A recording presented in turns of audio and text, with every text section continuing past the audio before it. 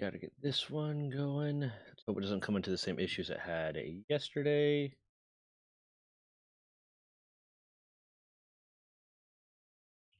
Bam.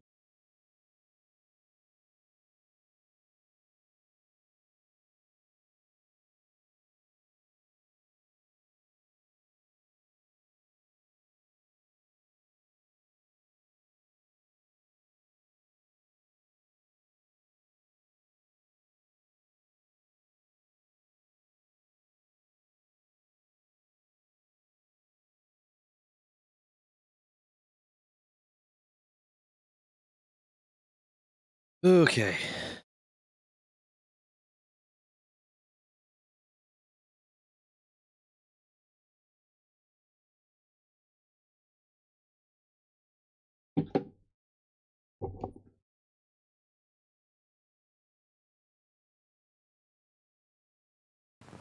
Where the hell is my... That's not that.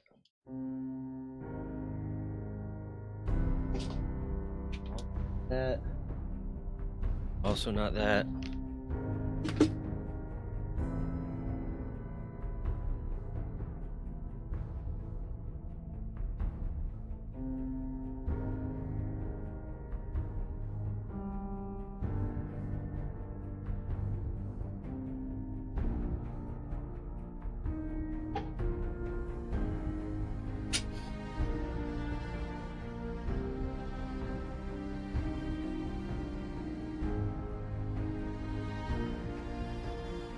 Oh, fuck.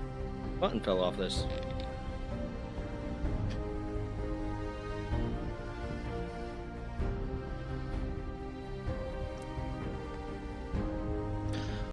Okay. I don't know where all of my forks are, so I'm eating steak with a spoon and a knife. I also appeared to have...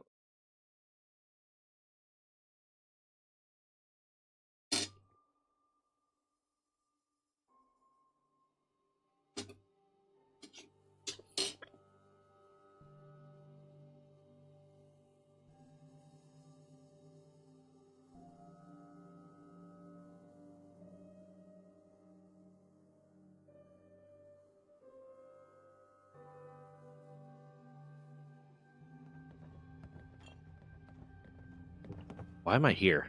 Oh, yeah, I needed a thumbnail. I have made a steam pack for you. Last time I played this, well, last time I got on this was... Okay. Are things okay? Oh. Not a problem. Okay. Let us continue our journeys. Why is that? Did I turn that? I probably did. I probably turned it off for the sake of the thumbnail.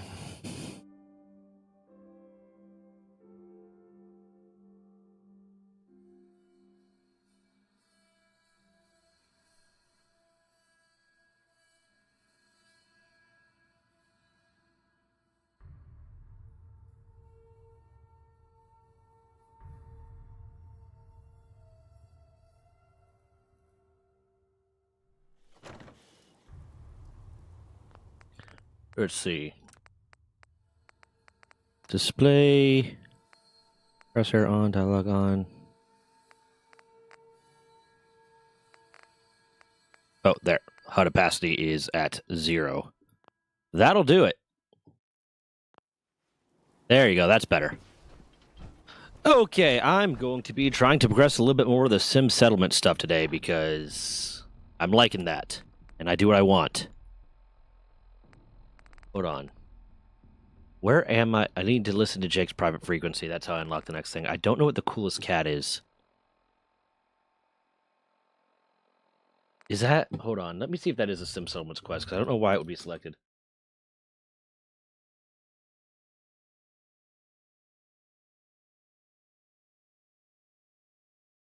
That is sim settlement. Okay, cool. I managed to... My clicking is going to be off. I managed to, like, just barely nick my finger when I was putting groceries away today. I put the thing of marinara sauce down, and then when I put it down, I moved my hand and knocked a different thing of, like, half-used marinara sauce everywhere. Exploded.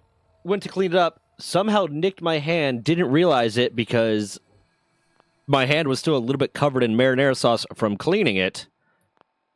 So I thought it was just marinara sauce. And then I wash my hands and I see, oh, there's still marinara sauce coming out of my finger. That's not marinara sauce.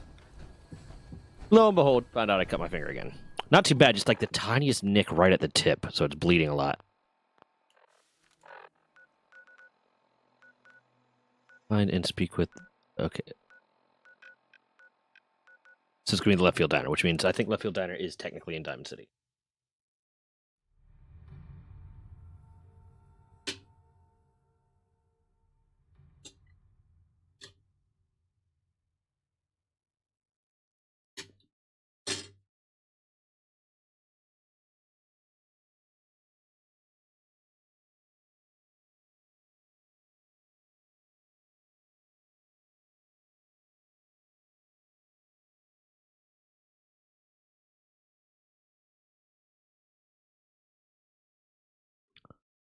Loading time is taking forever.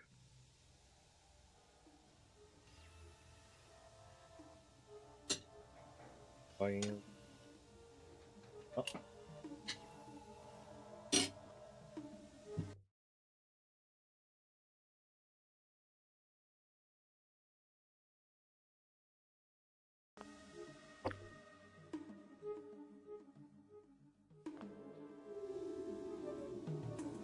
What are you traumatized about, Ghost?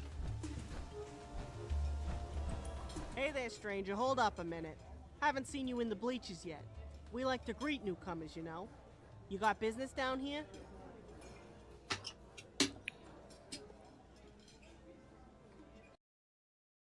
Fuck.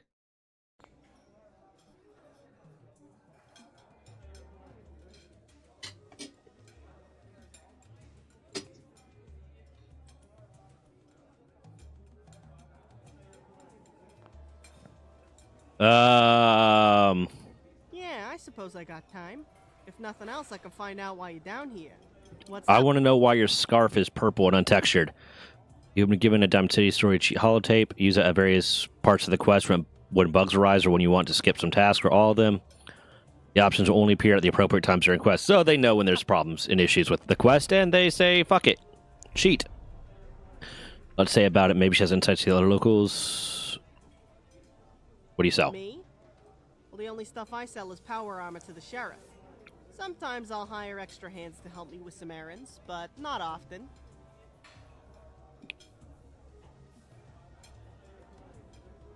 You're in the bleachers. Fuck.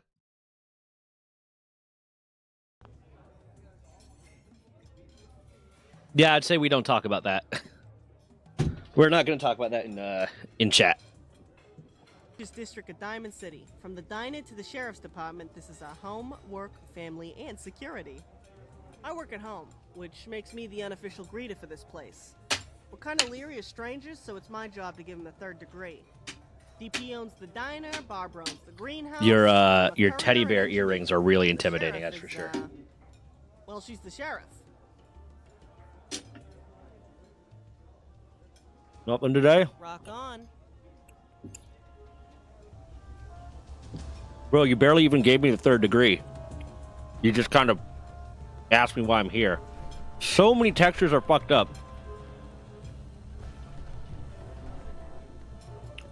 Mr. Dr. Pepper. Hi. Welcome to Left Field. The jewel of the great green jewel of the Commonwealth. A little slice of Nuka World, without all the assholes to fuck it up. Mr. Dr. Pepper at your service. Owner and operator of this beautiful establishment. What can I help you with? I mean, I'm going to be playing Fallout 4, and then I might end up jumping to, like, Pal World for a bit, because I haven't been on there in a while, or Deep Rock Galactic, because I've been wanting to play that again. Okay. Well, let me know if you change your mind.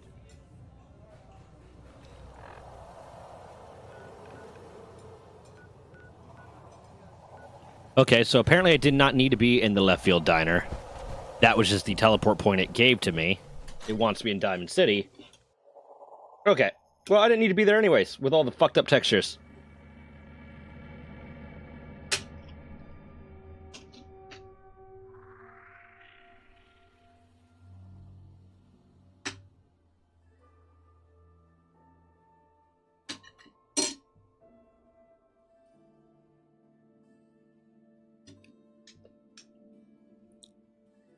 Yep. So who knows? I'll be jumping around. I just wanted to get a quest or two done with some settlements, because it's been a minute since I played. That infiltrator was useless. Why are we wasting so much time trying to find this guy? It's not even a paid contract. Hey, where do you think Where the you're fuck? going? Who the fuck are You you? better answer if you want to keep those teeth. I will destroy you. Get out of my way. Or what? Will you I will just literally leave murder him you. alone? We're not meant to start trouble with the locals. Yeah? Well, how do we know this ain't the man we're looking for? He doesn't even match the description. Now come on, let's It get doesn't going. fucking look like him? We got work to do. God, you son of... You got lucky this time, Wastelander. I better not see your face again. You turn the volume up. It's kind of quiet.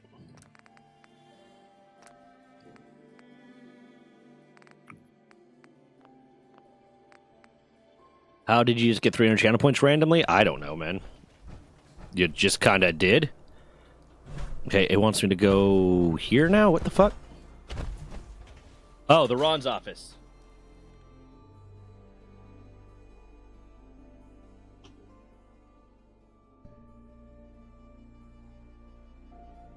Hey, all right.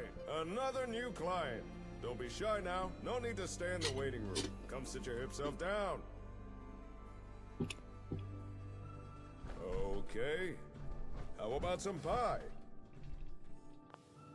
Whoa there. Did it just get cooler in here? Goddamn right it did. Oh, yeah. Just fucking start the dialogue option. Hello to you. Hey. What does it want me to... I'm... Fine, I'm trying to speak with the Ron. It might be the watch streak, I think. I do know watch streaks will get you bonuses. I don't know how much. Okay.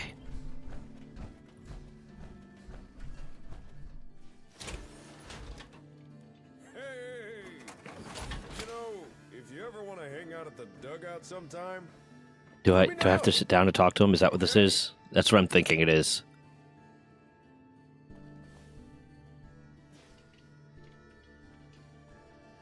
oh yeah, I like that look. Okay, now he's Pilot talking to me. says, Cool. Don't start trouble with me unless you're cruising for a bruising. I can tell you're a guy with his head on straight. The smart, sophisticated type who really understands the way of things. Cut the crap. Spare me the sales pitch. Oh, okay. But there's no need to be a party pooper when the Ron's just trying to introduce himself. Shut up and I talk. don't care. I need information, and you're going to give it to me. Whoa! No reason to get all bent out of shape. Wait a second. Say, correct me if I'm wrong, but I get the feeling you were sent here by Jake. I was, in fact. Tell me about him. What do you know about him? Oh, Jake? That hound dog's a good guy. One of my best clients. I'm not gonna pretend I understand all this ASAM stuff he's doing, but he's got his reasons, and the Commonwealth's better off for it. Oh yeah! So, did Jake send you or not? Mm-hmm. That's why I'm here. When you're right, baby! And 9 times out of 10, the Ron is usually right. Gotta say, I'm surprised to see Jake partner up with someone. Always struck me as the lone wolf kind of guy, you know? But any friend of Jake's He did is fucking friend body a of the Deathclaw by Ron's. himself. Now, I let's basically get did down to nothing. brass tacks. The reason I asked Jake back here was so I could share some information. But since you're his partner, I can tell you the info instead. For a price. After all, I'm running a business here. Okay, just fucking do it. Stop being vague and just tell me Sim what's Settlements going likes to have the As Jake wordiest tells it, quests. you and he are building up settlements together. Now that's cool and all, but he's off the gas for a second. I expect Have the you effort, stopped to but think goddamn about is it the annoying people sometimes. joining those settlements? After all, it's the people that make a town. And surely you want the best and brightest, right? I mean, yeah. Of course. But you can't always tell who's hip just by looking. Or can you? You ever heard of a vigor tester? It's a kind of science machine cooked up by pre-war nerds. Is this some It can measure a some person's fucking attributes. Use it to scan someone, and it can tell if they're as strong as a deathclaw or as weak as a kitten, Scientology, smart as an Thetan AI, bullshit? or as dumb as a mutant? Pretty rad. A useful device, especially for some cool cat wanting to find the cream of the crop. Just so happens the Ron knows where to find one of these vigor testers, and I'm willing to tell you where it is. However, there is a small matter of payment for this information. 300 caps. Sound fair? You can do better. You're a businessman, right? You can do better. Ain't no one who can say the Ron don't know how to business. Let's say 250 caps. You sly cat.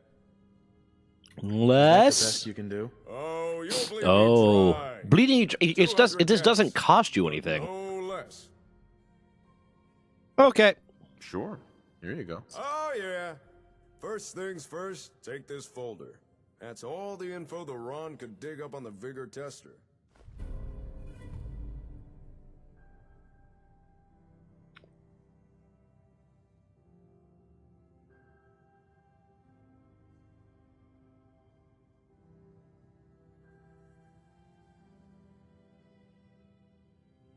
Controversial opinion, but living in the city sucks and is very depressing. I mean, yeah, it really can. Like,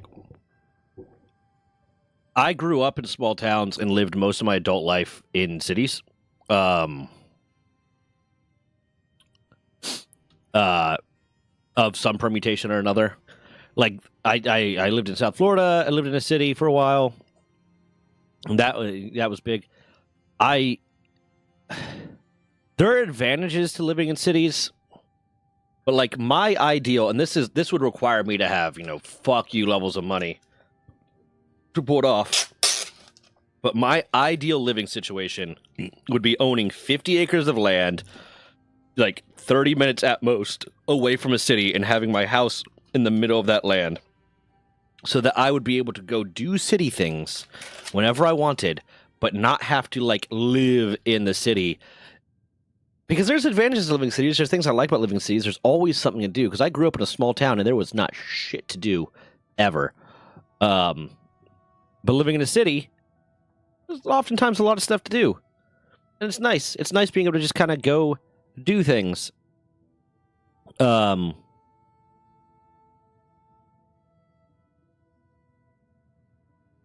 completely spaced. But yeah, being able to get away from the hustle and bustle and have quiet and serenity is also very, very nice. Hold on.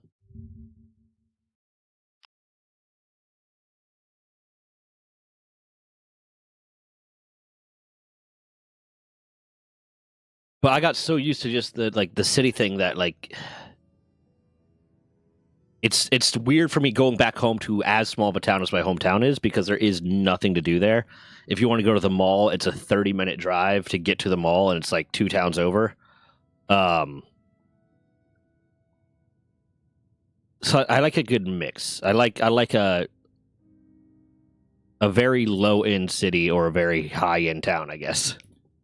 Now, according to the Ron's records, last known location of the tester was Vault 81. Okay. But dig this, that vault's still active, still has residents inside. So, common courtesy says you knock first. If you can get inside, ask someone in charge about the tester. If it's still there, chances are they'd know. On a side note, if you're looking for able settlers, I got a few leads you might Am I going to be able to interested in. just grab Here, specific settlers? this info's on the house. Thank you, buddy. Thank you. I'm sure that'll come in handy. Ask, and you shall receive. Oh yeah!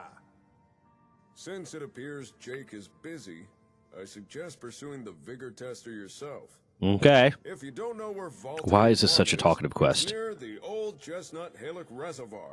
Just look for all the water. You can't miss it. Okay. Thanks for your help. You are more than welcome.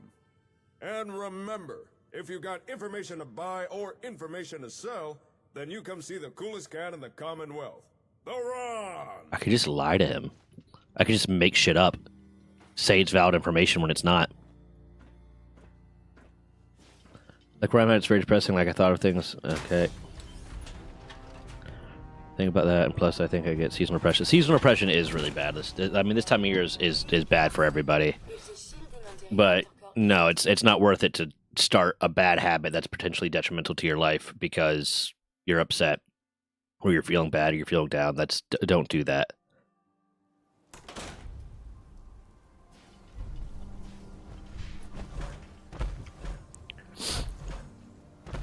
Remember, starting is a lot easier than quitting, so don't start with the mentality of, oh, I'll just quit later, because it's not that easy. Okay. Vault 81. Oh, God. We already did all the Vault 81 stuff. Is that just another... Okay, I'll probably knock those one out today, too, but I'm going to turn that off right now so it doesn't throw me off. Yeah, I already went through Vault 81, so this should actually be easy. I already did all the stuff I need there. I have Curie and everything.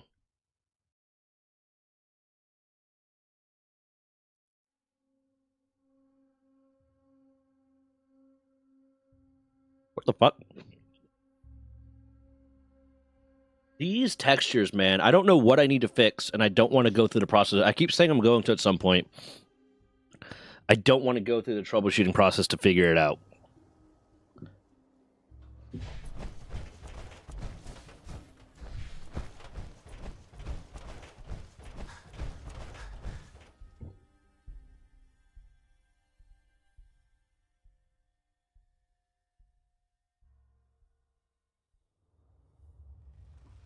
No, I mean, I get the feeling. I definitely get the feeling. My vault. It's just better not to start.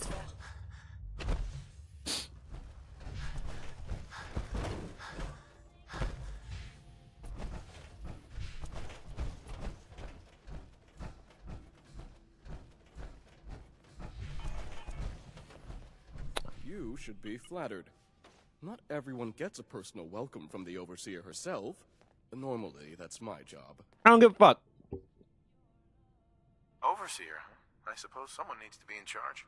Overseer McNamara has done an adequate job of leading the vault, although not everyone has agreed with all her decisions. Anyway, welcome to Vault 81. I'm Deputy Overseer Mansfield. Okay. If you have any questions or problems, please bring them to me. Otherwise, enjoy your time in the vault. Okay. Can you I want take this. a look at these schematics? Give me it. Oh, goody. Give me No now. junk from the Commonwealth for me to examine. All right, hand it over. I'll look. Oh, I know this device. It's the Vitamatic.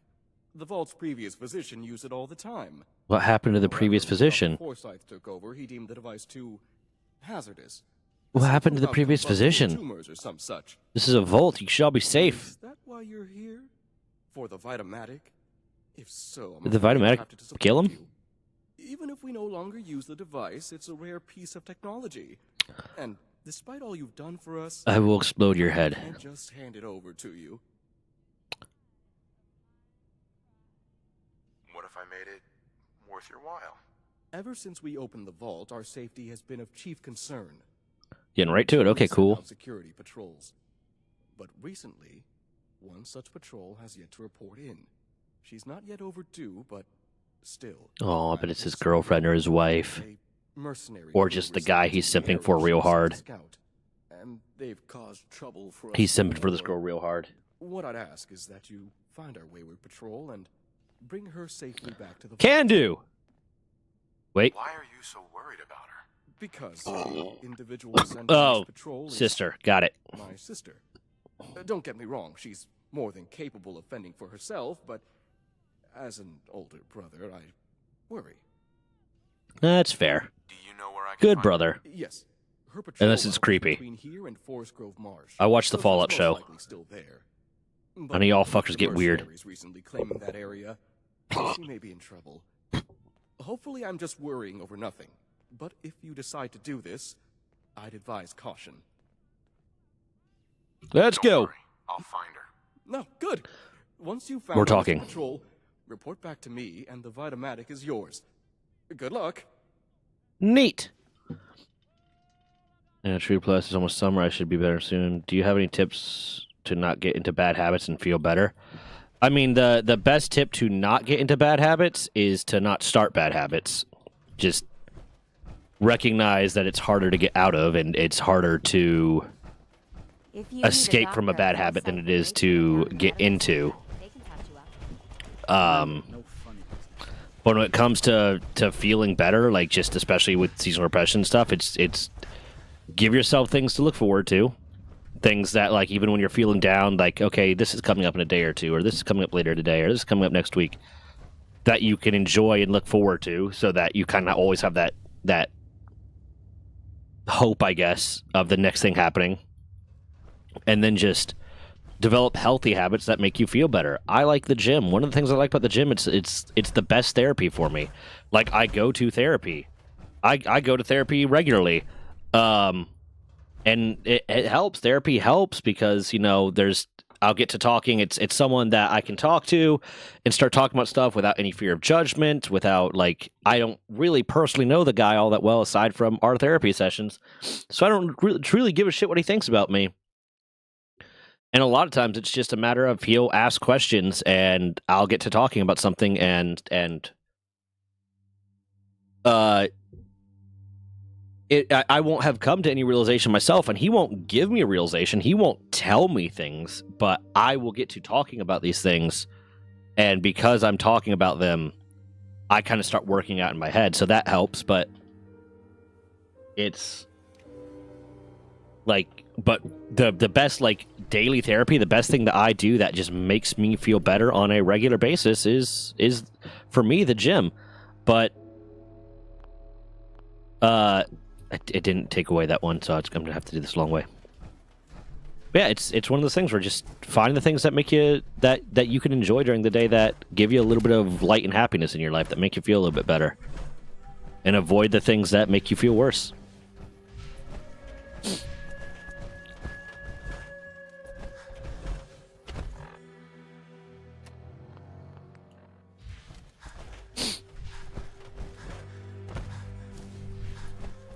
Yeah. Let me go check this Lost Patrol real quick. I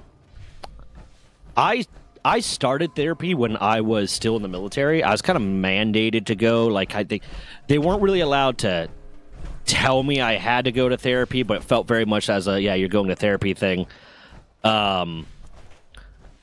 For a variety of reasons. One of them was I filled out, like, the questionnaire, and apparently that did not read well to them when I went to medical one day. But yeah, no, I started therapy when I was in the military. I was kind of mandated to go to therapy. And, like, when I first started therapy, like, I was, 22? How old was I? This would have been... No, I would have been 23. I would have been 23 when I first started therapy. And, like, when I first went to see my first therapist, it was just at medical. There's just a little side room off for the mental health part of the medical annex we were using. Who are you guys? I don't know. The little medical annex we were using. And I went, like, my mental health appointment was fairly quickly after I was told, yeah, you're seeing a fucking therapist. And I went home the day that I was told that I had to see a therapist, and I complained to my girlfriend about it because I still had that kind of toxic masculinity in me of, like, oh, I don't need to see a therapist. Hold on, let me talk to these people. Nope. Okay. No, I still had that bit of toxic masculinity of me of I'm a man, I don't need a therapist, blah blah blah, and this is stupid. They're making me see a therapist. I'm fine. I'm managing. I'm doing great. What the fuck? Who's shooting me? It came from down there, but I don't see anyone. Or did it not come from down there? Who the fuck is... Oh, you're over there. But no, I still had that toxic masculinity in me of yeah, you're a man. You don't need to see a therapist. You're fine. You can handle this. You're good. You're in the military. Fuck that. Hey, can you die, please? Do I not have any grenades? Hold on. I have this. Maybe that will help. But... So when I went home and I was complaining to my girlfriend about it, like, they're making me see a therapist, I don't like this, and I think it's stupid, she really fed into that toxic masculinity. Because with her, one of the things she liked the most, the one thing she was most attractive to was just masculinity and you know, manliness and blah, blah, blah. So she kind of fed into that same thing. Like, all I had really told her was, like, they're making me see a therapist, and I don't think I need to see a therapist, I don't want to see a therapist. Blah, blah, blah. I hope this doesn't affect my ability to, like, do my job, and et cetera, et cetera. And then she started really feeding into, like, oh, yeah, no, you don't need to see a therapist. Therapist is for weak people. Therapy is for weak people. You're not weak. You're strong. You're a man. You don't need that. You don't need a therapist. What are they talking about? Blah, blah. And really feeding into that, which really, like, got me in a mind state of when I went to therapy for the first time. I, like, walked into that appointment with the mindset that I was going to be, like, the most hostile patient possible. I wasn't going to answer any questions. I was going to be I wasn't going to be belligerent. I wasn't going to be mean, but I wasn't going to give them anything. I wasn't going to say shit. Because I didn't need that. Oh, it's a quack. It's whatever. I'm not weak. Blah, blah, blah. My girlfriend just said I don't need it. She knows me. Yeah. And I was, like, going through a lot at the time. I really did need it. But I just had that mindset of, no. I work up my own problems. I don't need someone's help. And, luckily, my first therapist was one of the most lovely women I have ever met. She was older, maybe, like, in her 50s, early 60s. I'm not sure exactly. And, like, just had these, like, grandma vibes to her. And this very, like, openness, or I don't know how to put it, but like just this open feeling that I felt very comfortable and safe. And within like 5-10 minutes, like she had me tearing up. She had me like tearing up talking about some shit that like I did not even realize was affecting me the way that it was. And just like a lovely person all around. Like I have so much thanks to give to her for that. And I saw her for a few months. I was seeing her for like a few months. I think we were meeting on either a weekly or every other week basis. I don't remember what it was.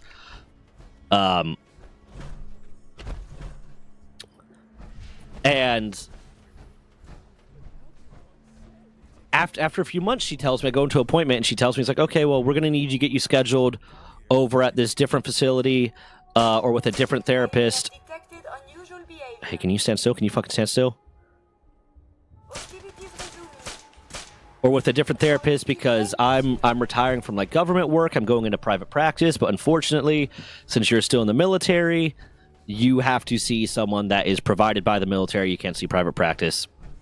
I was like, shit. But she's like, I'll recommend you to this clinic and whatnot, like the clinic on Little Creek.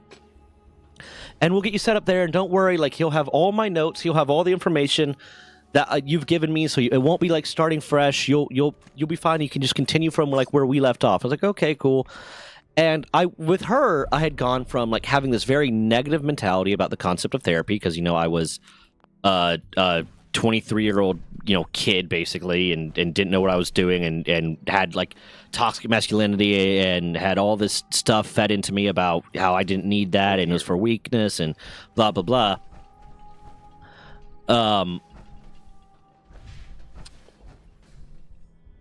And she broke that all down. She broke down all those walls and did like an amazing job of doing it. I get to my first appointment with this new guy. Ah, fuck! I don't remember... How do I get out of here? Fuck. I don't remember what this new guy's name was. I cannot remember his name. He was just like average height, comb over balding, fat guy that wore sweater vests all the time. And he was an abominable therapist. All the stuff that my first therapist did, Miss Brokaw did, to break down my walls and make me comfortable with therapy and make me realize, no, it's like not unmanly to go to therapy and to get help and to break all that toxic masculinity down. This guy was just about that. This guy was just about that toxic masculinity. Like, when I showed up to him, like, I was still like not comfortable with him yet because brand new therapist, but I was comfortable with the concept of therapy. And to kind of put into perspective of a quick little word of how bad this guy was when it came to being a therapist and came to getting me to open up, he would start every single appointment, every single session with him. I would walk in and sit down, and one of the first things he would say would be, "Do I need to call an ambulance?" Which was him basically saying, and I picked this up, I got this vibe from just everything else about him. This was the vibe that he gave me, and maybe I'm wrong, maybe I'm misinterpreting it, but because of the way he talked and the way he acted and the vibe he gave me and the just general not giving a fuckness and other things that we had talked about, him saying, "Do I need to call an ambulance?" was him basically saying that if I said too much to him, or if I opened up to him too much about how I was feeling, especially in some of the more negative ways, that he would be quick to throw me into the unalive ward. Because with him, it felt like having patients that were not doing well mentally was like a burden to him, and he was a fucking social worker. And I felt like every appointment was a burden to him. So when I first got there, I tried to talk to him, I tried to open up, and he was my therapist for the rest of the time that I was in the military, for like another year at this point, I think. Some amount of time. I don't remember exactly how long the difference in time was. But I eventually gave up trying to open up to him because every time I tried to open up to him, he would just dismiss shit. He would completely dismiss everything. Like I talked about, I mentioned the fact to him, because by this point I had broken up with that girlfriend. I mentioned the fact to him starting out that when I first started going to therapy, that I was loath. Like one of the first things I talked to him about was like, "Hey, I'm not quite comfortable yet with this because blah blah blah and whatever." And you know, I still have that kind of mentality of I feel like I'm stupid for being here. I feel kind of weak for being here sometimes. I feel like I should be able to handle this, but Miss Brokaw was lovely. She helped me work through it, but I just kind of have these issues. And I explained to him like, yeah, when I first started going to therapy, when I was first assigned to go to therapy, my girlfriend tried to play all off of toxic masculinity and tell me, "Oh, you don't need therapy. You're a man. You're weak. You're not weak. Therapy is for weak people," and blah blah blah. And his response to that was, "Well, as men, we are a lot more capable of dealing with issues, so we don't need the sort of help that other people always need to give, and a lot of times we're a lot better at dealing with things, so a lot of times we don't need it when other people tell us to." Because I mentioned that I was basically kind of told to go to therapy, and I was like, "Well, I think it's been really helpful." It's like, "Yeah, it's whatever." But I'm gonna talk to this guy real quick first before finishing. Is that power armor? I've heard of it, but this is the first time I've ever seen it. Hi. Oh, you're back.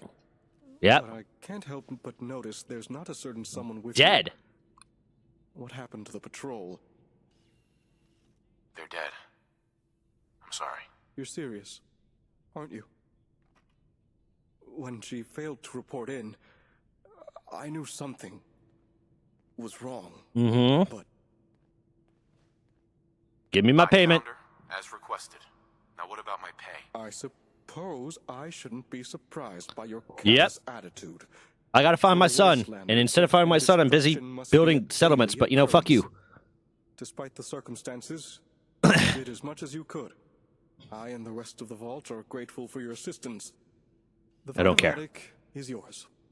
You'll find it in the vault's clinic. Dr. Forsyth has been informed you have permission to take it.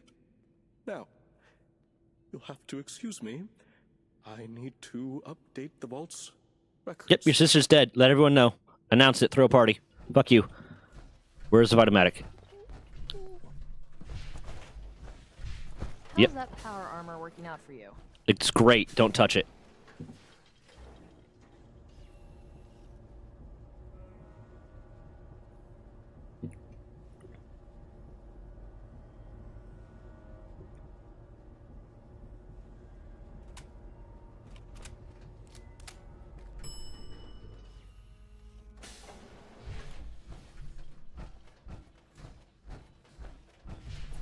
You're a brave man.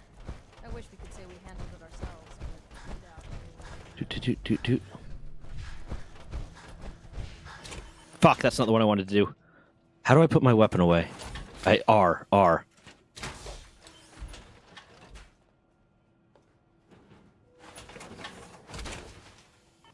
Be careful.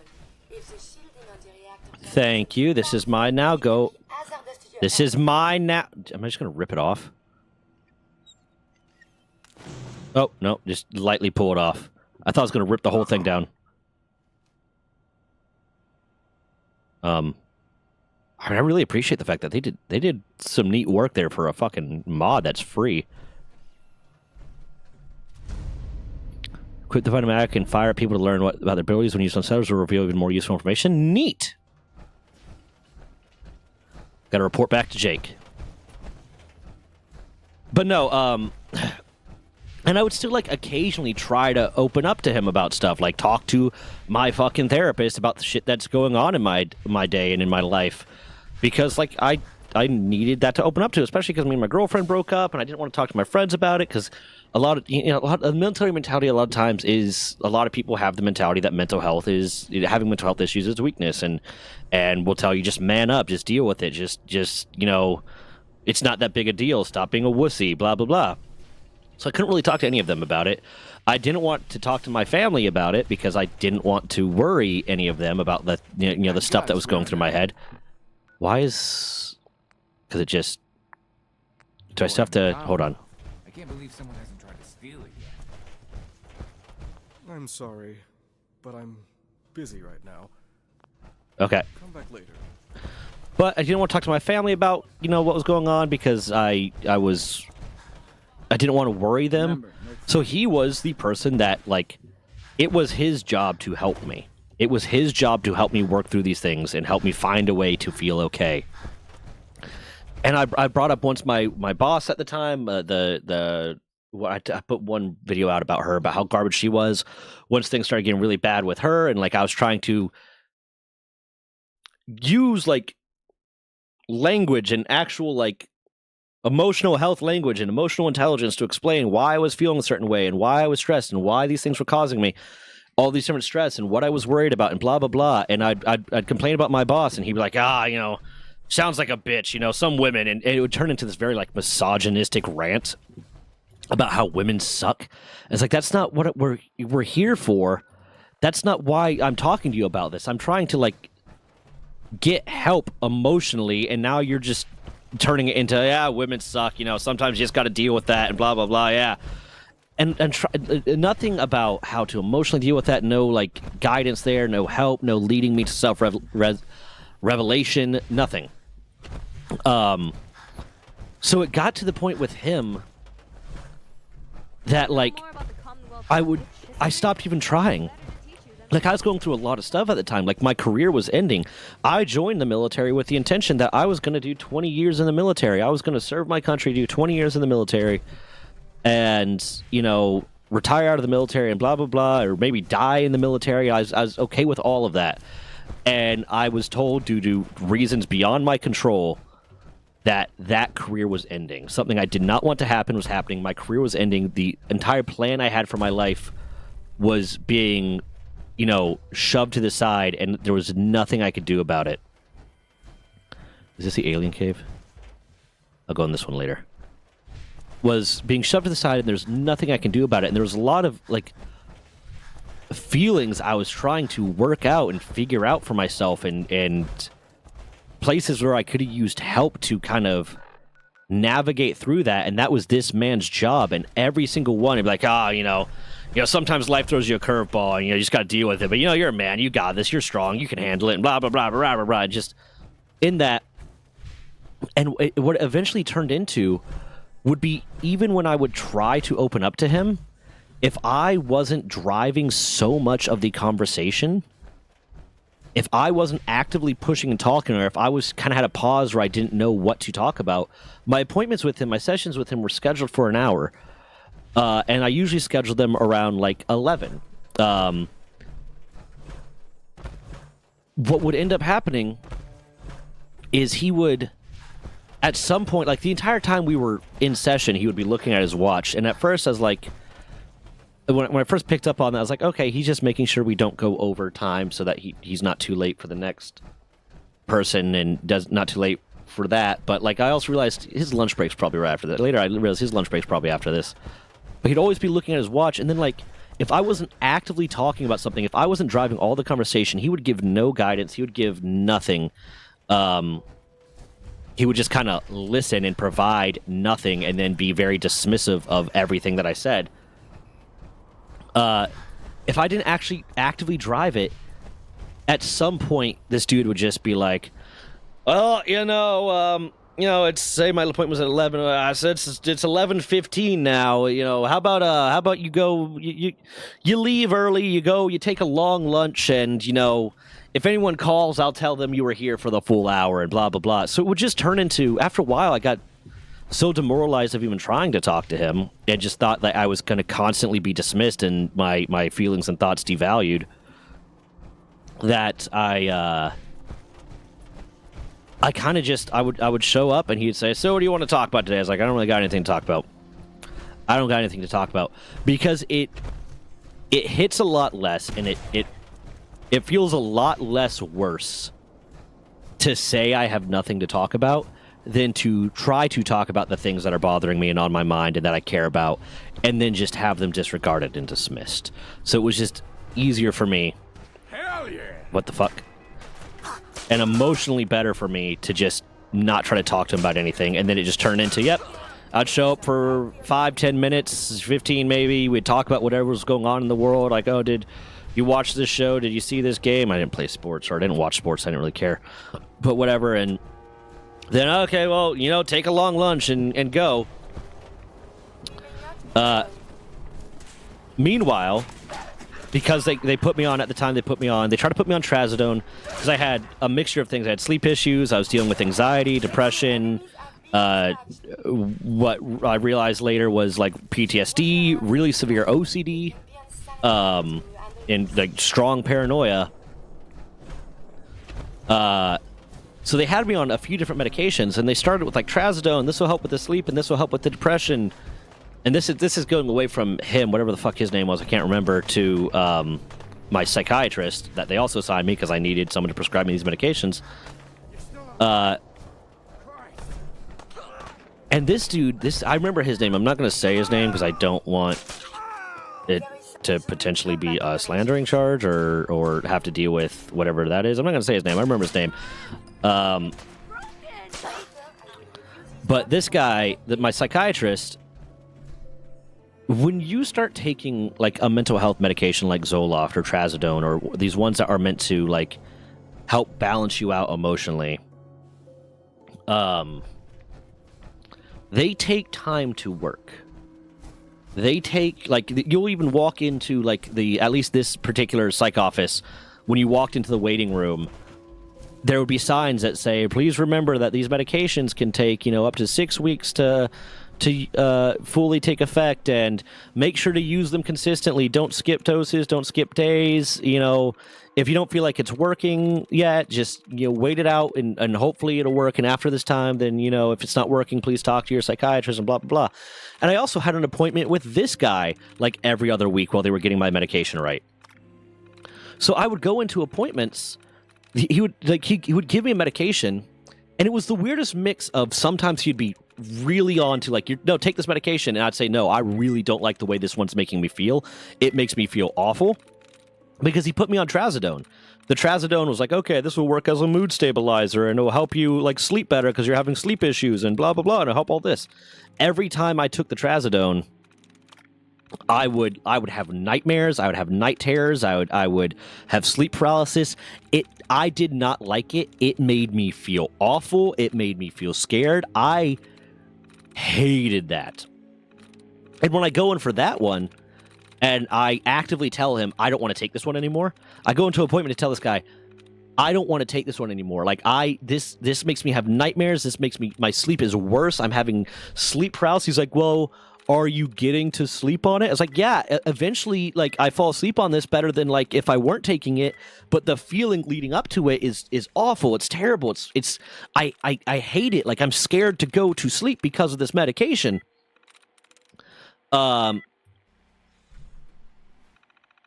And he's like, oh, and with that one, he was like, well, just keep taking it for a little while. Keep taking it for a little while. And we'll see if that works for you. We'll see if it helps. I was like, okay, I tried a little bit longer because I knew I had an appointment again with him in like 2 weeks. So I tried to take it a few more times, and it just kept having that effect.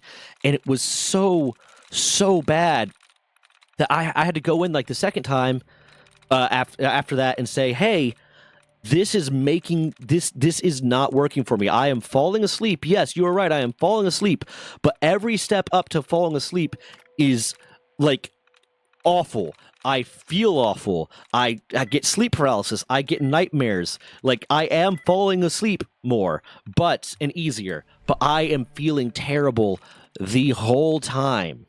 I hate this. I don't want to do this. Like, well, try to keep taking it. And I had to tell him, no, I'm not going to keep taking this.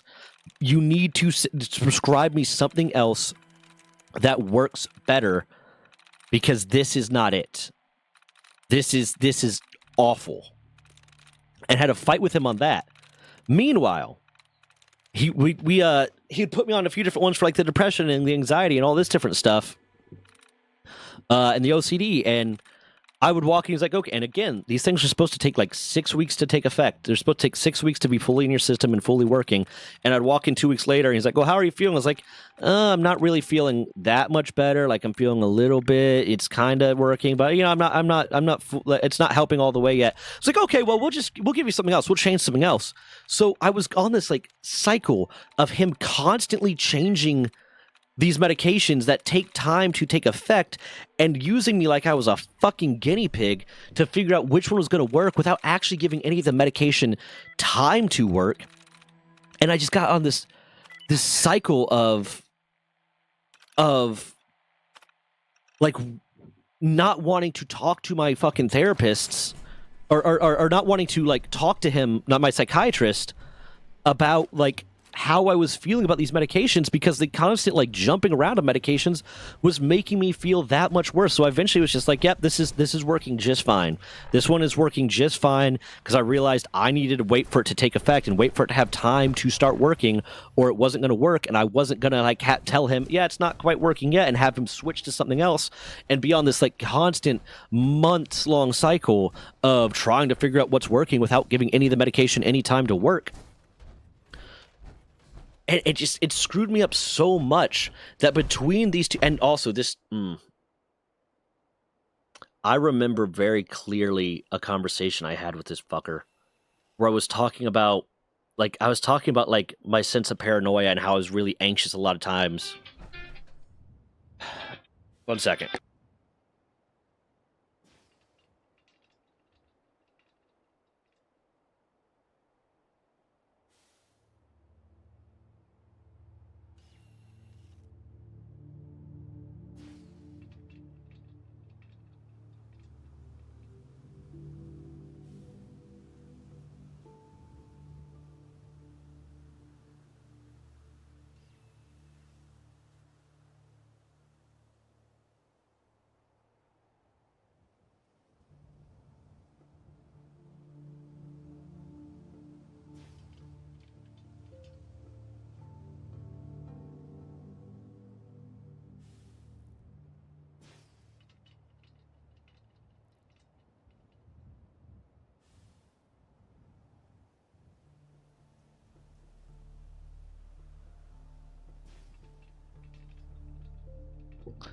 Yeah, that's my HVAC people. But no, I remember very clearly a conversation I had with this piece of shit where I was kind of talking about, because when I would have appointments with him, part of what we would talk about, like part of the questions that he would ask me, because psychiatrist appointments are a lot, when they're just like a prescribing doctor for you, are a lot shorter than like therapy appointments, obviously, because it's mostly how is the medication working for you? Are you feeling any weird side effects? Blah, blah, blah. And I can't remember exactly why it came up, but I was talking about how, like, because the one I ended up on was Zoloft. Once the Zoloft had time for it to take effect, I realized there were like moments where it made me more irritable and more like anxious at certain things. Like I started realizing, yeah, I'm feeling more like mentally and emotionally calm, but I had started to get concerned about the fact that, like, I was like, I didn't try to prescribe it to the Zoloft because I didn't want to go on the whole like rigmarole thing. I was like, I've noticed that. I just tell him, he's like, how are you feeling? How's the medication work? He's like, I'm feeling all right. I'm feeling, the depression is managed well and blah, blah, blah. But like, I'm just feeling like super, like really anxious sometimes. And certain things are starting to bother me more. Like things that I realize like shouldn't bother me are just a little bit more irritable. And like, I get a little bit like, I'm a little bit like more wary when I'm out in public. If there's like a lot of noise and stuff, it like bothers me a lot, which is why to this day, like I hate going out in public if I don't have headphones in. Because I need that extra stimulus to like, what the fuck is that shaking about? I need that extra stimulus to like distract me from other inputs so that my mind does not wander and start thinking about, where's everybody in relation to me, and is that person looking at me too long, and blah, blah, blah, just to kind of shut my brain off. I need that. So I get really anxious when I go out in public if I'm not with a person that I can talk to, or if I don't have like my headphones in. But I'm kind of explaining that to him, and he looks at me. He doesn't say it in the way like a therapist or a social worker would. He says it in the most condescending way possible of, well, you realize that's just incredibly illogical, right? Like, you realize the way you're feeling is incredibly illogical. The people that are there don't care about you. And, like, this kind of just condescending way. And it's like, yes, I realize that, but that is how I am feeling. Like, and I tell him that. And I tell him, it's like, I understand that is an illogical feeling. I tell myself it's an illogical feeling, but the fact that it is illogical does not make me feel it any less. He's like, okay, well, it's just...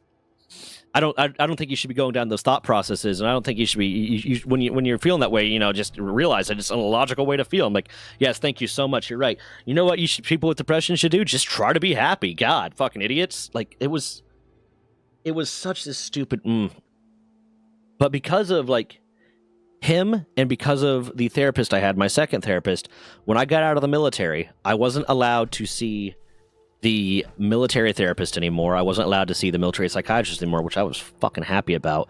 I had to go through like a little bit of a rigmarole to, get set up with a new set of people and whatnot, get all my prescriptions going and stuff. But when I got to these new people, when I got to my current therapist, who I like my current therapist, he says some stuff that's like, you're a little bit old-fashioned for my taste, but he cares and he gives a shit and he listens and he doesn't dismiss me. And at the time, the new psychiatrist that I gotten, who was lovely, I loved her, I was so loath to talk to them and open up to them about anything, because my experiences like up to that point had been like, yeah, I had that one really great therapist, but the next one was so dismissive. And this was my new therapist. My current therapist was another man. So I just thought like, oh, well, this is another man. He's just going to tell me to man up and, yeah, you be strong and don't be a pussy and blah, blah, blah, and all that different stuff. So I assumed, like, I kind of went into it with that mentality of, yep, this guy's not going to give a shit. Why would I bother talking to him? And went into those therapy appointments with him just not opening up about anything, just kind of trying to ride out time and get out of there almost. And conversely to what my second therapist did, my current therapist, like, we would ride out the whole hour. Like, even if I didn't have anything to talk about, he would try to get me to open up and try to talk to me. But it wasn't for like 2 years at least before I actually started opening up to him. And I opened up to him because some shit had happened that made me realize I really needed a lot more help. and I really was not okay, and some shit was going on that really made me realize I was not okay. And I just like, okay, I need to talk to him about it, because I was not comfortable talking to my girlfriend about it at the time. She had already been very dismissive of my emotions, a different girlfriend than the first one, about my emotions and stuff, and I didn't want to talk to her about it. And like I was like, I need to at least talk to someone about this, because it scared the shit out of me.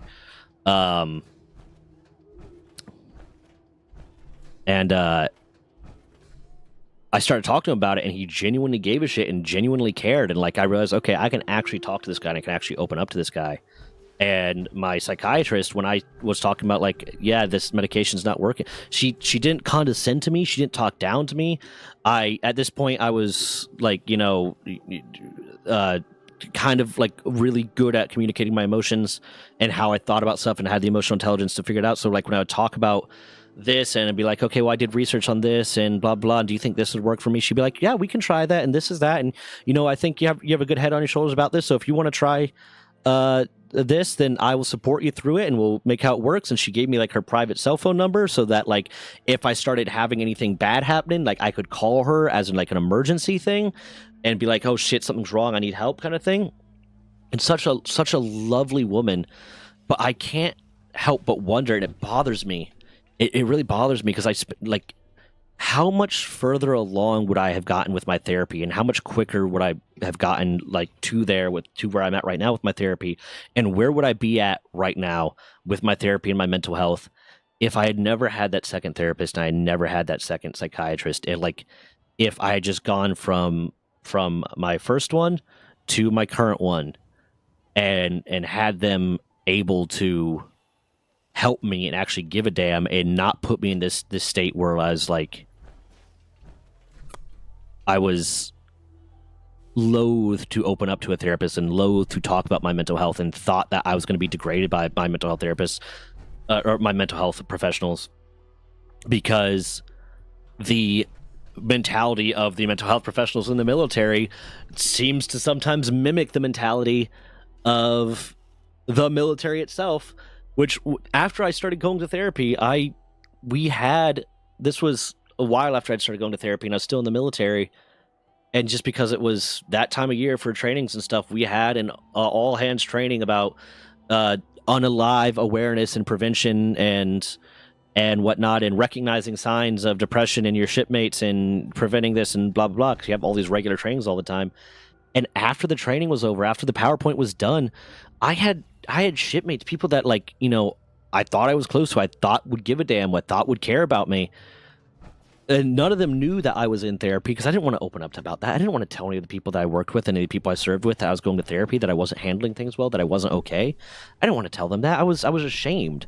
I was like, for a very, very long time, I was ashamed about my mental health. And I had them like raise their hands after that. And one of them I remember very clearly, and I was friends with this guy, very clearly like raised his hands like, well, don't you think that, you know, if you're too depressed and have anxiety and whatnot, that you maybe you're too weak to be in the military? Maybe you're too weak to be in the military, and maybe this isn't the place for you, so don't you think it's a good idea that we kick those people out? And like that just hit me even more, because it's like, I can't open up to the people that I'm close to about this, because they're going to think I'm weak. They're going to I'm already ashamed about this. I already feel bad about the fact that I'm going through this, because I have that mentality ingrained in me from the military, and just like societal norms and toxic masculinity and shit like that. And now my shipmates are reconfirming that I was right to not want to talk to them, that I was right to not want to tell them what I was going through, because they think I'm weak. They might not realize they think I'm weak, but I'm going through the very thing that they said would make them think I was weak. And it hit me in a different way, where I went a long time before I let anyone in my life, anyone at all in my life, know that I was going to therapy, and know that I was seeing a psychiatrist, and know that I was struggling at times, and that I didn't always handle things well because of the shit that I was dealing with. And because I felt ashamed of it. I felt that these people are always going to judge me for this. everyone in my life is gonna have a problem with it. My fucking one therapist, thought it's weakness and blah blah. Almost it seemed like, and then my shipmates thought that way, and then I went into future relationships not wanting to talk about it, not wanting to tell people, and future friendships avoiding telling people, and eventually I kind of got more comfortable with it, and I think my martyr complex kind of tuned in there too, where it helped make me more comfortable with it, because I started telling myself when I started hanging out with other people that were also dealing with similar things and started seeing the signs in them that they were also struggling and maybe they're going through stuff that they don't want to talk about because they're worried they're going to be judged. I started telling myself, well, if I'm willing to talk about it, if I'm willing to open up about these feelings and mention that I'm going to therapy and talk about how I'm going to therapy and how I feel about things, even if I'm not comfortable fully opening up and talking about it, even if I'm not comfortable fully delving into the specific thoughts that I have and the way my brain is processing, if I can at least be able to more publicly say, I'm going to therapy, I have mental health issues, I see a psychiatrist, I don't always handle, I'm not always capable of handling the emotional chaos that's going on in my head, and I need help, maybe it would help normalize it for the people around me. Maybe it would help normalize the concept of therapy and the concept of mental health a little bit more for the people that were in my immediate circle and my immediate friends and my immediate social groups, so that they would feel more comfortable talking about their struggles if they needed someone to open up to, and maybe they would be a little bit more comfortable. Maybe they were already seeing a therapist, but they were afraid to mention it just like I was, or maybe they were afraid to go see a therapist, or maybe they didn't know how to start and they needed someone to help guide them through it. Or maybe they were just ashamed because the same way I was. But if I could normalize it by being at least comfortable talking about the fact that I was seeing a therapist, I was seeing a psychiatrist, then maybe they would be comfortable with it too. So I started trying to make an effort to talk about it more.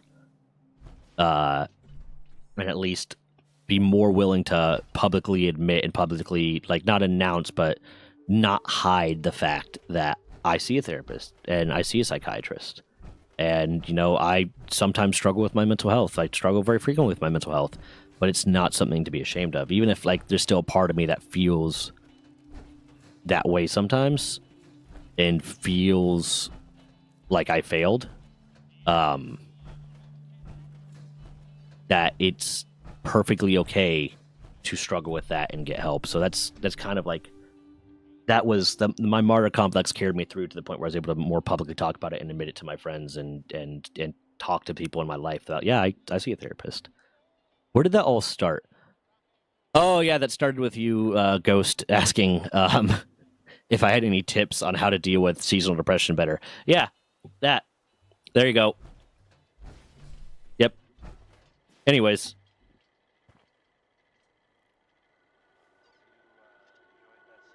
Engaging. Why? Target.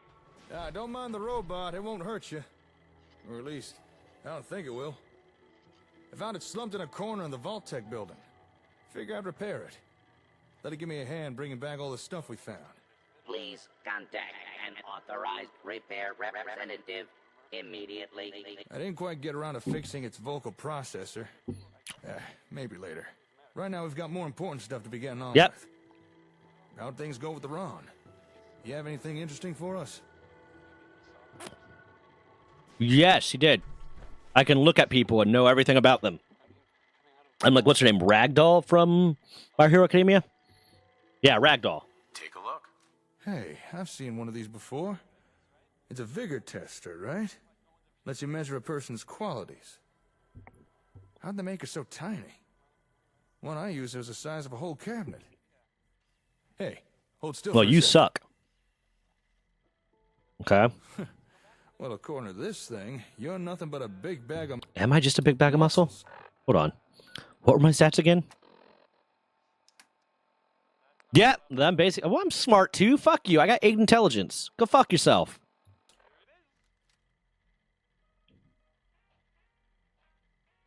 Stop. You're making me blush. And my work here is done. LeRon really found this for us, did he? Anytime, Ghost. Not bad. This'll come in real useful. Help us assign the right people to work the right jobs.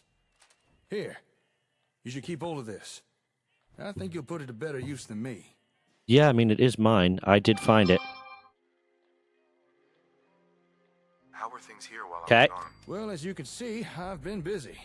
I've been organizing everything we brought back from the Vault-Tec HQ, including the most important thing, the Vault-Tec version of a comm hub, or Vault Hub, as I started calling it.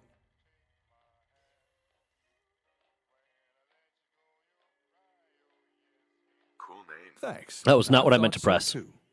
Actually, thanks to Vault Hub, I've already made some progress starting repairs to the real thing. Turn it on and I'll show you what I mean. Okay. I'm sure you remember that noise. No. What you're hearing there are radio signals from all Oh. the nearby ASAMs.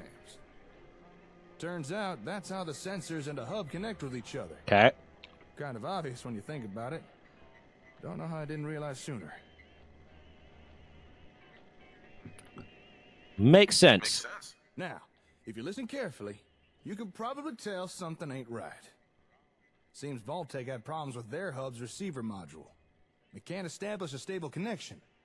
But, watch what happens when we bypass the crappy receiver in the Vault Hub and instead patch in the far superior comm hub version. Now that sounds a whole lot better, don't it? Clearly the receiver from the comm hub works just fine. And that little demonstration is how we can use the Vault Hub to start testing components of the comm hub. Okay. Trial and error. We can swap out parts, find what works and what doesn't. What we need to repair and what we need to replace. Okay. It'll be a slow process, but worth it in the end. I think we're finally on the road to getting a working comm hub and more out of our ASAMs. Yay! Oh, well, thank you. You know, I was actually worried you might be losing confidence in me. I'm losing confidence in the fact that you'll ever shut the fuck up. Oh, and by the way, thanks to that little patch job we just did, technically speaking, we're now connected to every ASAM sensor in the immediate area. Hurry up! To the good part. This means There you go. we can now remotely send They and know. receive data They to know any he talks nearby too much. ASAMs. So here, take this. That's the holotape you found. The one with the new plot types. Why don't you load into that terminal there? Okay. This one? Oh, this one. Why am I over encumbered? How much does the fucking Vitomatic weigh?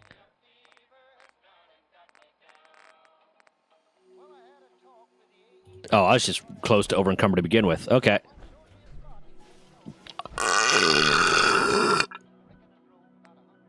ASAM firmware holotape? There you go. Okay. Go ahead. Load that holotape I into did. that terminal. Hey there. You wanted more out of the ASAMs? Well, congratulations. Okay. With the ASAM software updates and the Vitomatic in hand, you now have access to powerful tracking tools for finding items and settlers. These can be accessed in the City Manager holotape under Tools, Tracking, or you can craft special tracking devices at the City Planner's desk. Neat. You just uploaded data for 4 new plot types to all the ASAM sensors in the local area. Cool. Now, how's that for a little taste of what the comm hub can do? Not too shabby, huh? Nope. Although, keep in mind, when I said local, I do mean local. Right now, our range is fairly limited, at least for the time being. That's disappointing. Yeah, I'd Hey, like to it's get the whole early Commonwealth. days. We still got a lot of work to do in the hub. Chances are I'll be able to boost the range and do some other cool stuff too. In any settlement, He said that's not stuff, far and away, it caps you'll now and be able to build things. using those new plots. It lied. If you'd like, we could go test them right now, or if you prefer, you can do it by yourself. I don't care. Fair enough. But at least I don't keep the want you to keep All fucking the talking. information you'd want is right there. Okay, cool. Thank you. Say, Oh my God. We've got a connection to the ASAMs. He never stops talking. If we could establish communication with them. Stores, businesses, nice. Martial plots, defensive structures, municipal plots, water, power, and other city services, recreational plots, relaxation, and hobbies. Neat. I think I'm just gonna. I was gonna, do my own little town thing with Starlight Drive-In, like normal. But I think that's just gonna be my Sim Settlements major one because neat, and there's a lot of stuff.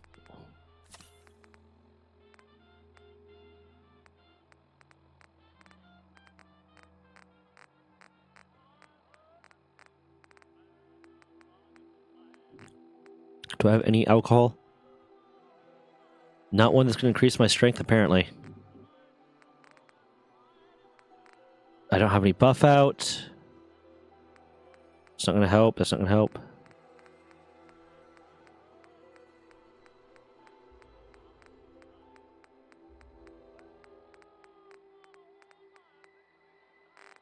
Fuck. Sam. Okay, come here. You know, two-way radio. If I can, I like to avoid giving it to my companions because it's giving like excess shit to my companions because it's annoying remembering what to take back. No, don't do that. I do need to go through those and check them to see if they're worth anything. Or to get rid of them, the ones she already has. There.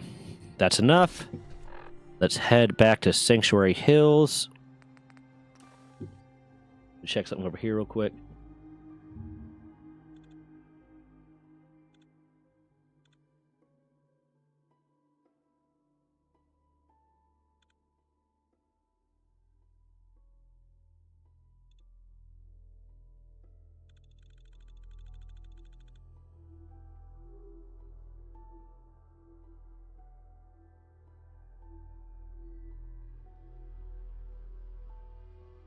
Why is it doing the weird thing again? God damn it.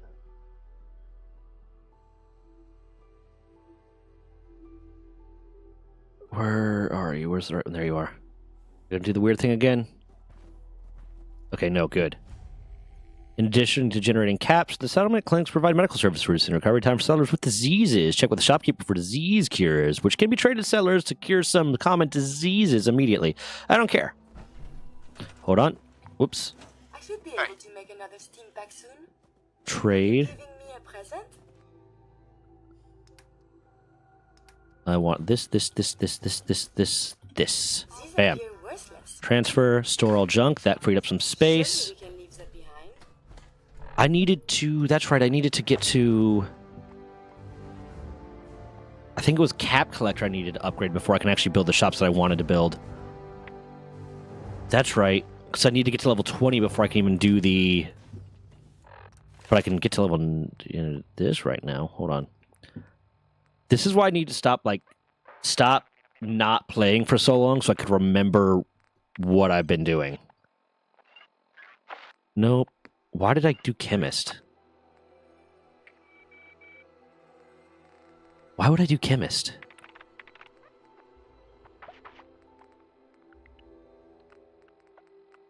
My strength wasn't even high. It was just the fact that I was in power armor. That's right. I didn't even upgrade my strength much at all.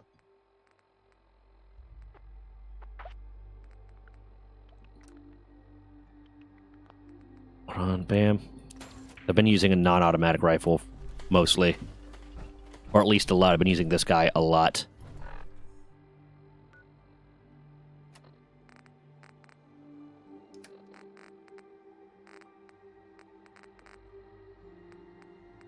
Okay, let me look at what you got. You need something, yes? And see if there's anything I need to trade away from you.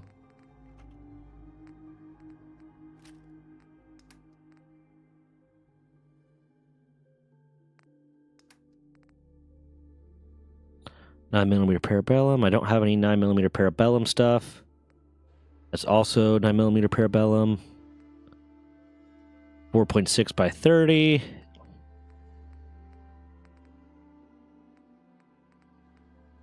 .556 by 45. Okay, so these are all using a unique ammo that I don't currently have, so I'm going to keep them all. Or that I don't already have something that's using. What's this want me to do? Follow Jake to the vault. Really? There was more quest? I need to pay more attention, but also fuck this guy.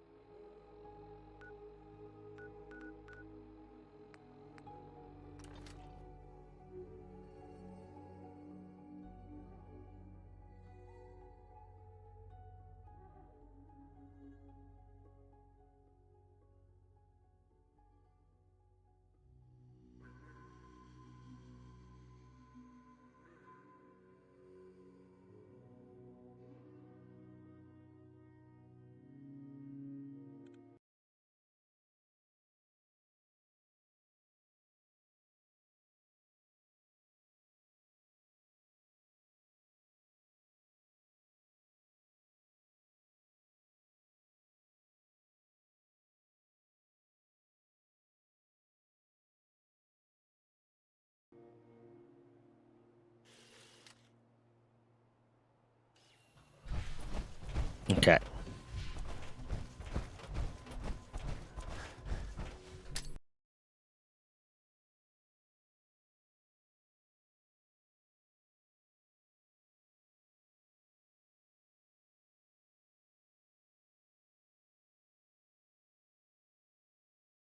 Fuck. Come on. I tabbed down for a second on accident. Hitting the wrong buttons. I keep placing my fingers wrong.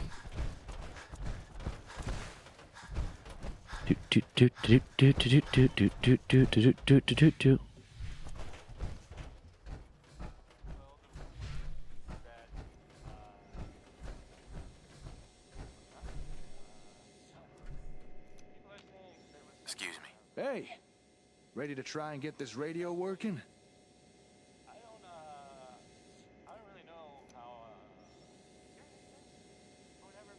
Yep, let's do it.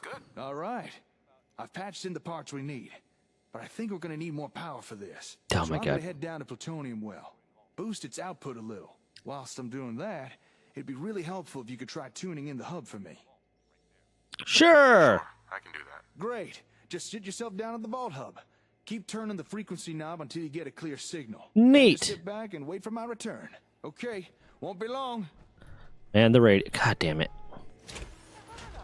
I hate anything that requires me to get out of my power armor. Especially because now I'm slow as shit.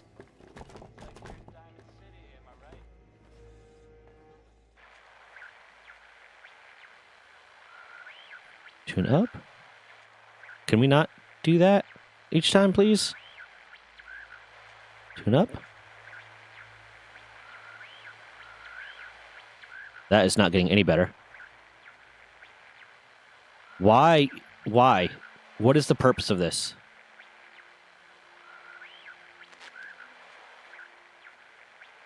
This is literally just going to be press this button a number of times appropriately. That was a completely pointless quest.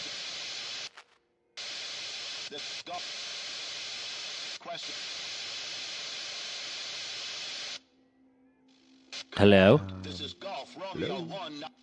What the? Who is this? How'd you get on this frequency? You're disrupting gunner communications. Do you know what kind of trouble that can get you in? You better tell me how you're doing. I will fuck you all up. I will grab McCready and we will fuck you all up. You're obviously upset. Damn right I'm upset. Civilian gear ain't able to broadcast on this frequency. What kind of hardware are you using? Where are you broadcasting from? Not telling. I'm not telling you that. Either you tell us now, or we'll just track you down. Don't make this harder than it has to be. I said no. You deaf? I said no, asshole. Yeah, you tell him. Given the strength of your signal, you can't be far. Once we're done with our op, shouldn't take too long to find you. Don't go anywhere. I mean, I'll be here and you're all gonna die. Bring it on.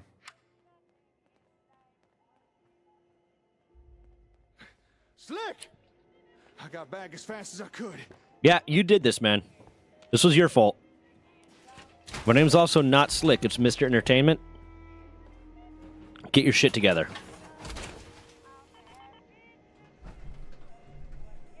What did I do now? It's not you, it's who you're talking to. I overheard the whole thing on my Pip-Boy. The hub's broadcast frequency. It must be similar to the one the gunners use. Or at least close enough to cause disruptions. This is not good. I could just kill all the gunners. Attention on us. We definitely don't want them sniffing around the comm hub. This is not good.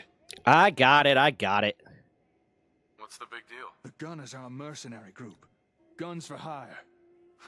Never thought about it before, but I guess that explains their name. Anyway, they ain't exactly the nicest bunch of people you'd run across. If they could find a reason to mess with you, they'll do it. By broadcasting on their comm frequency, we've probably piqued their curiosity. They'll want to know what kind of tech we're using. They may even try and take it. And we kill them. I don't think we could afford to let the gunners come here. We got enough bullets. I've been spoiling for a fight. Whoa, wait. I'd rather not fight them if we don't have to. I would. Maybe I could talk to them. Convince them to leave us alone. Hold on. I think I could find where they're radioing from. All right. Looks like they were somewhere northeast of Olivia. We're not doing any talking. Well, we're doing murdering. Check it out. Try to find these gunners and see if I could reason with them. Although, kind of nervous. I'm used to dealing with raiders and your typical waste. He's gonna want me to come along. I'm not gonna negotiate. I'm just gonna start shooting. They're organized. I'll help. Don't worry. I've got your back. You'll help? Yeah. Thanks. I feel better already. Here, let me update your map. There. The gunners were somewhere near one of those markers. But I don't know which one for sure. We'll have to check each of them. All right, lead on and I'll follow. Let's see if we can talk these gunners into leaving us alone.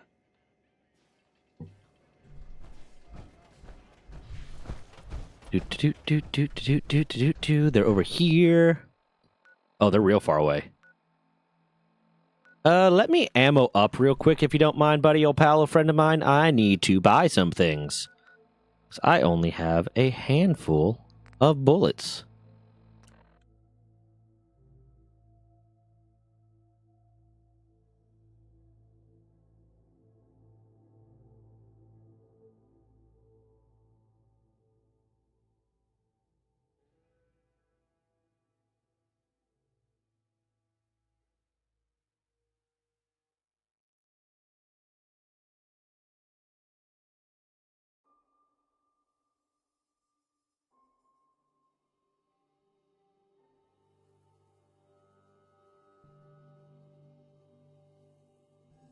Yeah, it's just one of those days that happens sometimes. People are busy, have other shit to do.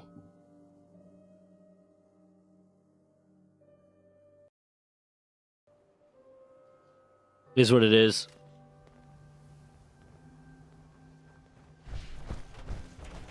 You seen the wall lately? It's freaking blue.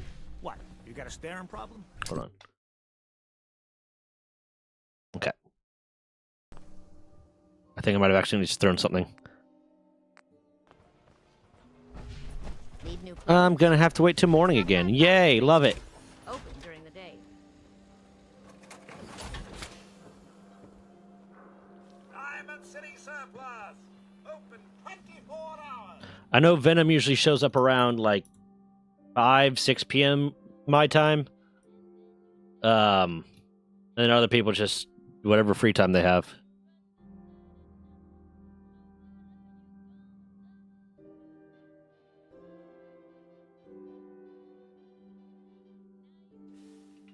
I'd love to talk, but I have matters to attend to.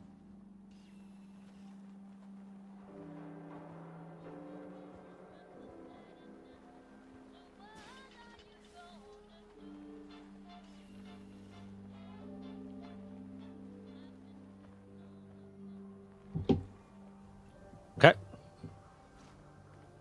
Don't let down the home team. Buy a swatter.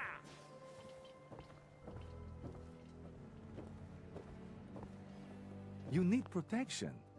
Everyone does. I need Sure. bullets. Take a look. Don't forget to stock up on ammo. What type of ammo does this one use? Okay, I need some 7.62. You don't appear to have any 7.62. Wait, hold on. Ammo. You don't appear to have any 7.62. Will that work? Yeah, 7.62 by 39. Okay, so it says Soviet before. That's why I was confused. A good bit. 5.45 Soviet. 5.45 by 39. Awesome. I have plenty of shotgun rounds, but I could use more. 12 gauge. Nope. Not worth it. Not worth the cost. And I have my napalmer. What can I sell to you? Don't need this. Don't need this. I'm gonna keep that, because that is useful for me. Don't need that. Don't need that. I'm not gonna use the fucking rock. Why do I not have...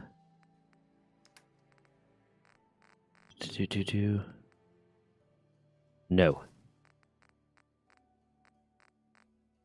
We'll go through all that later.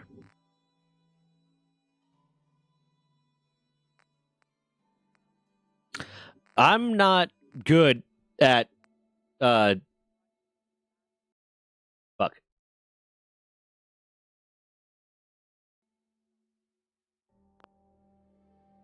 God damn it, I keep accidentally.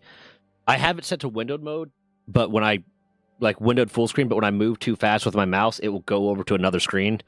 And yeah. I'm not good. I don't have a game either, Ghost. I'm not like someone that is good at talking to women if I'm just like talking to someone at a bar or something and try to pick them up. So the advice I'm going to give you is be yourself. Be yourself. Be upfront and honest about your intentions. Don't lie. Don't try to be someone else. Don't manipulate. Just if it works, it works. Be honest. If you have to play games, if you have to pretend to be someone else to try to get someone to like you, it's not worth it. You don't want them. You shouldn't want to be with someone that to be with them would require you to be someone that you're not, or someone that you're uncomfortable with. You know?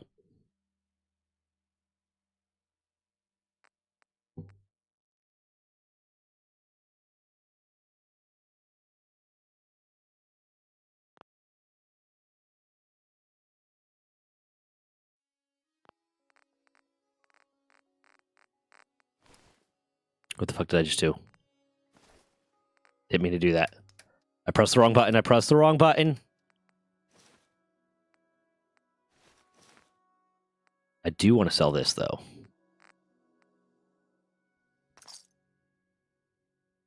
Synth-free shopping, right? I mean,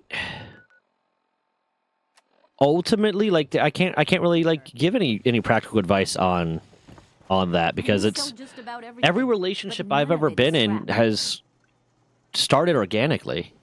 I've got a few minutes. Like I've had hookups and stuff that, you know, started because of whatever, but usually it starts with open, honest communication. I don't do anything like when it's women that I've hooked up with, when it's women that I've dated. I'm not like doing anything. I'm not like dropping game. I don't have pickup lines or anything like that. It's just I talk to them. I talk to them like people. You know the easiest trick to like get a girl to like you and to get a girl is to talk to them like they're people. Don't treat them like they're a mark. Don't treat them like they're someone you're trying to hook up with. Just be genuine. Treat them like they are people, because they are. Be yourself around them. If they like you, they like you. If they don't, they don't. But don't like try to be, you know, clever and act and put on an act or anything. Just be yourself. Treat them like a person. And if it works out, it works out.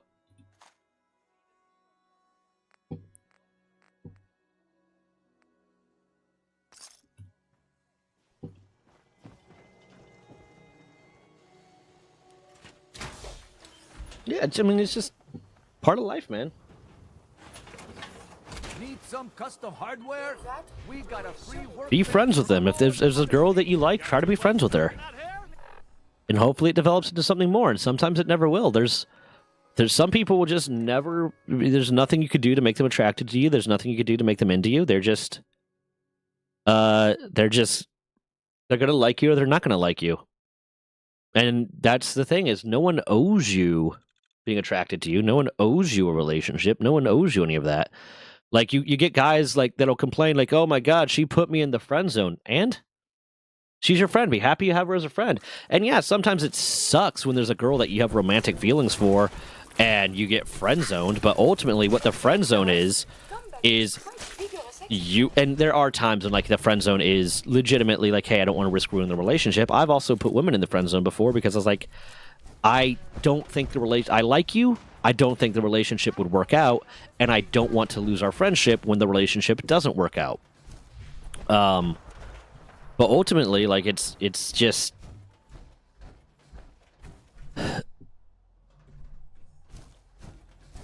no one owes you that relationship. So if you become friends with a girl and she never develops romantic feelings for you and you like her, just be happy you have her as a friend. And yeah, sometimes that sucks. Sometimes it sucks when you have those romantic feelings for someone and they don't reciprocate. But they just remember they don't owe you a relationship. Be happy that they are your friend, and the fact that they're not reciprocating the feelings isn't their fault, and it's not your fault. It's they don't owe you that. You can do 1,000 nice things for them. You can do whatever you want and whatever you think might work, and they might never develop feelings for you, and there's nothing wrong with that. They did nothing wrong. They don't owe you that. It doesn't matter what you do for them. They don't owe you a relationship. And just because they don't develop feelings for you doesn't mean there's something wrong with you. It just means they're not attracted to you. Or they just don't have those feelings for you. It's attraction and romantic feelings and stuff like that. It's weird, man. There's no there's a science and blah blah blah and whatever. But it's not like if I do all these things, someone's gonna fall for me. It's just I don't think this is the right place. sometimes it happens, sometimes it doesn't. Sometimes there's gonna be people that develop feelings for you that you're not attracted to, that you don't want to be with, and there's gonna be people you develop feelings for that aren't attracted to you and don't want to be with you. And eventually, hopefully, you find the right person that you're both super into each other and you want to be with each other, and it works out. My biggest advice is if you're trying to be in a relationship, don't look for a relationship. Don't try to find someone to be with. Just be friends with someone, be friends with people, and then let a relationship happen if it happens. And if it doesn't, it doesn't. Because if you go looking for a relationship, if you're like, I really want a girlfriend, I really want to find someone to be with right now, and blah, blah, blah, you're gonna find it. You're gonna start, like, ignoring red flags, and you're gonna start, like, setting aside your own boundaries and stuff because you're just more and more like, I just want this thing. I'm gonna set aside my standards to get this thing, and you're gonna end up in an unhealthy relationship for both of you because you'll have set aside boundaries and standards that eventually you're gonna want to enforce. So you're gonna have your boundaries being crossed or your standards being not met that you're hoping are met, and then eventually. And that's going to upset you, and then eventually you're going to need to start enforcing those boundaries, enforcing those standards that you've never enforced with that person before, so they don't know what they're doing wrong. Everything's been normal for them, so you've entered a relationship based on a lie, based on not being honest with yourself about what you want and what you need, and that's just going to lead to both of you wasting each other's time, both of you hurting each other's feelings, and it's just not good for anyone. What the fuck just happened? God, I know this place. I gave him ASAMs. What the hell happened here? That's close enough. Who are you? What the fuck is going on here? Easy. We're not looking for trouble. I am. Why don't you just put that gun down? I am absolutely looking for trouble. Here? We're just looking for some gunners. That's all. Gunners? You with the Is gunners? this fucking... Oh, no, I said we're not looking for trouble. Is that Metal Snake? Little help here? Look, all I need is for you to put down the gun. I think that's one of the ones that we're supposed to recruit. Not gonna happen. Look, friend, I'm Jake, and this here's my partner, and we're not with the gunners. So please, just put the gun away. You first. Okay, that's fair. See? Putting it away. All right. Assuming you're not gunners, why were you looking for them? We were hoping to discuss something with them. Huh. Well, I doubt you'll get much of a response, but if you want to strike up a conversation, go ahead. I believe that one was the leader. Okay. Why don't you just tell me how this happened? Yeah, I'd like to know that myself. If you don't mind us asking, what went down here? And who are you? Gunner expansion. They tried to seize this place.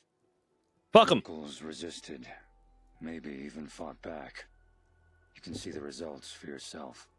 So much talking in these quests, It was man. too late to help anyone. So I found a concealed position on the overpass and administered a little wasteland retribution. Good for you.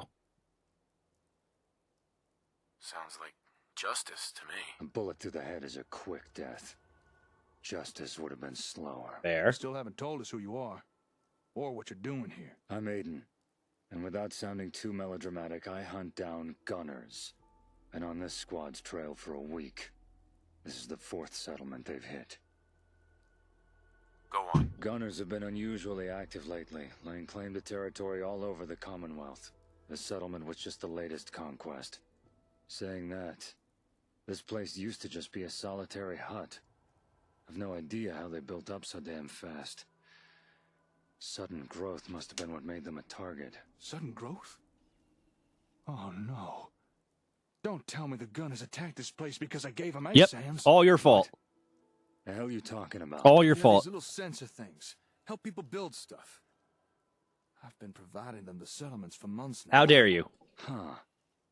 Then this attack was your fault. Hey! Now you just wait a minute. You better watch what you say, mister. You just literally said that, man.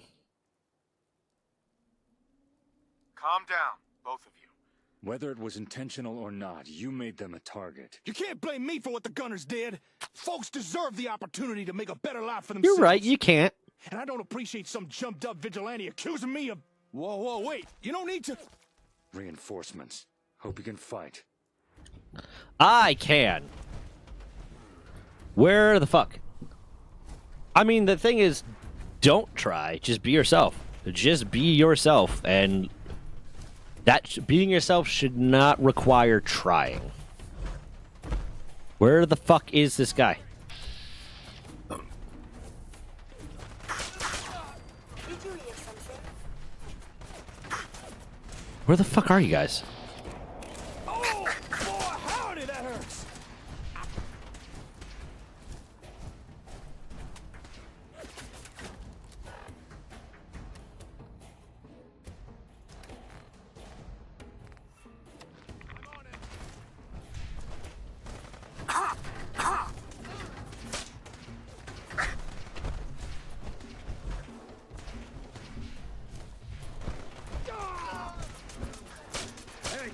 Oh, that's my buddy.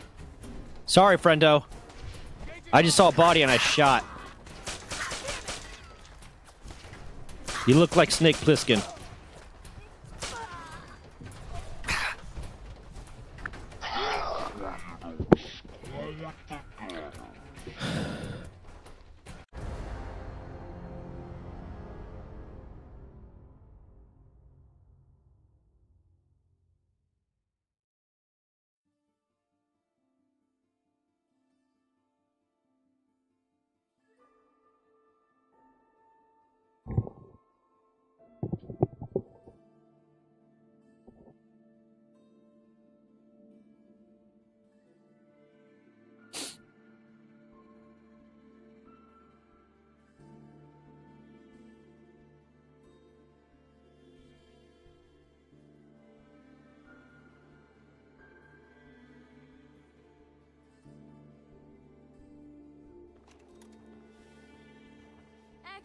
Extra.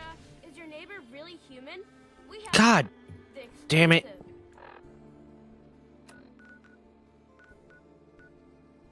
I don't want to talk through all that shit again.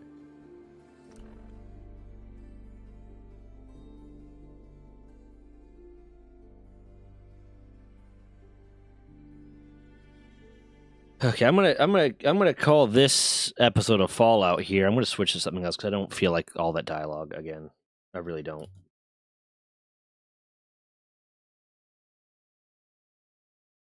I don't know what I'm switching to though.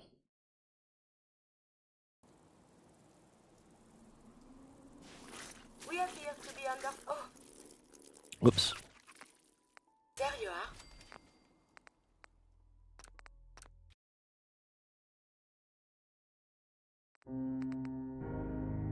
I'm not doing Subway Surfers.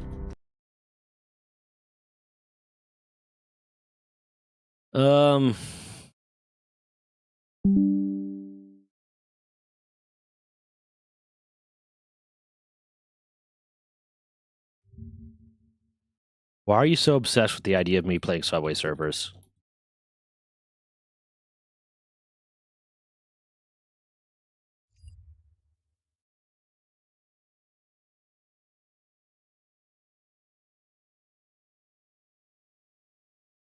I don't know, I'm just gonna get off.